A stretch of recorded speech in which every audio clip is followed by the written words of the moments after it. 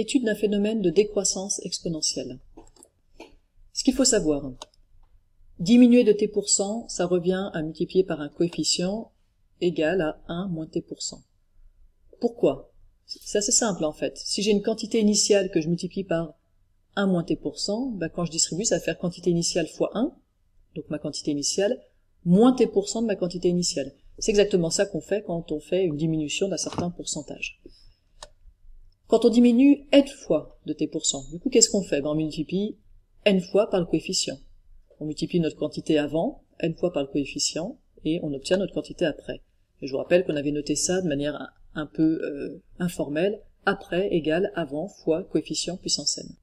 Ou n, ou le coefficient, pardon, c'est 1 moins t%. Et n, c'est le nombre de répétitions.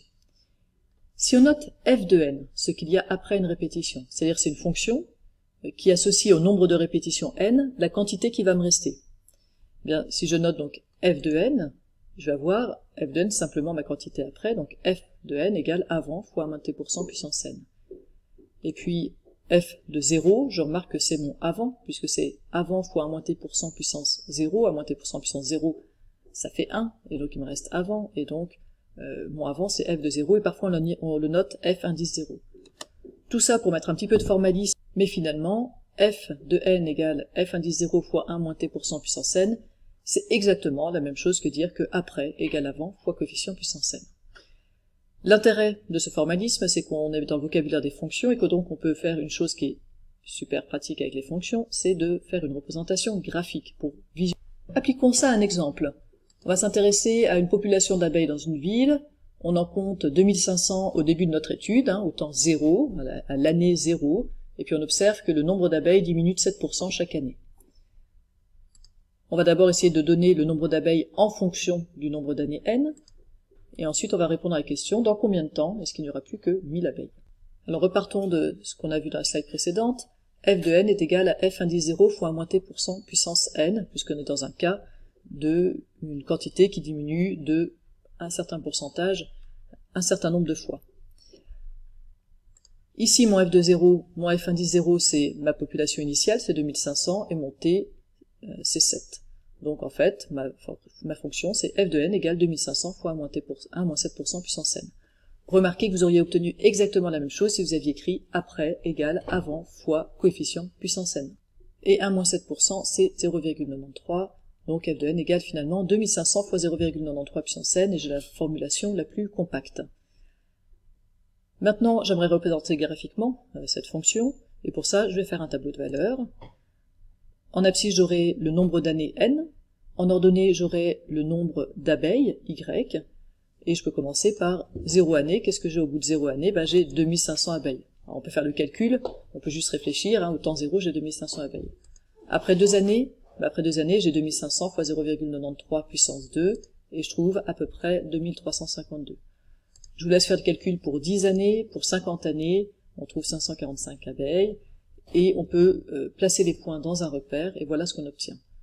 Donc on reconnaît bien l'allure d'une fonction exponentielle qui décroît plus rapidement au départ, puis plus lentement après. Alors il nous reste à répondre à la question B, dans combien de temps est-ce qu'il n'y aura plus que 1000 abeilles? Bien, je peux regarder graphiquement, déjà. 1000 abeilles, c'est dans à peu près 12 années et quelques, peut-être 12 années et demie ou quelque chose comme ça. Alors, la solution graphique, on voit, est pas suffisamment précise, donc on va répondre algébriquement à cette question. Pour répondre algébriquement à cette question, on doit en fait répondre à la question quand est-ce que f de n égale 1000? Pour quelle valeur de n j'ai f de n qui est égal à 1000? Ce qui s'écrit 2500 fois 0,93 puissance n est égal à 1000. Et là, je reconnais une équation avec l'inconnu dans la puissance. Je commence par zoomer le plus possible vers ces bases et puissances, donc je divise par 2500, ça me donne 0,93 puissance n égale 0,4, et quand je suis sous cette forme, je peux appliquer le logarithme. J'ai logarithme de 0,93 puissance n, qui doit être égal à logarithme de 0,4. Or, le logarithme, on le sait, il fait tomber les puissances, c'est bien pour ça qu'on l'a appliqué, donc log de 0,93 puissance n, ça va faire n fois log de 0,93. Il me reste plus qu'à diviser par log de 0,93, et n, c'est log de 0,4 sur log de 0,93, et ça fait à peu près 12,63 années. Alors 12,63 années, c'est pas très beau, Je vous laisse faire la conversion en années mois jours, on trouve à peu près 12 ans, 7 mois et 15 jours. Alors, des phénomènes de décroissance exponentielle, on en voit relativement souvent. Quelques exemples, donc les extinctions d'espèces, comme on vient de voir avec notre population d'abeilles. Plus généralement, la dynamique de population aussi humaine, quand on parle d'exode rural, souvent ça va suivre une loi exponentielle.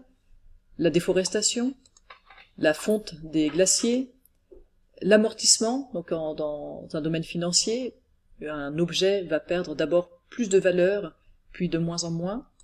Le prix du matériel technologique aussi, qui va d'abord baisser rapidement.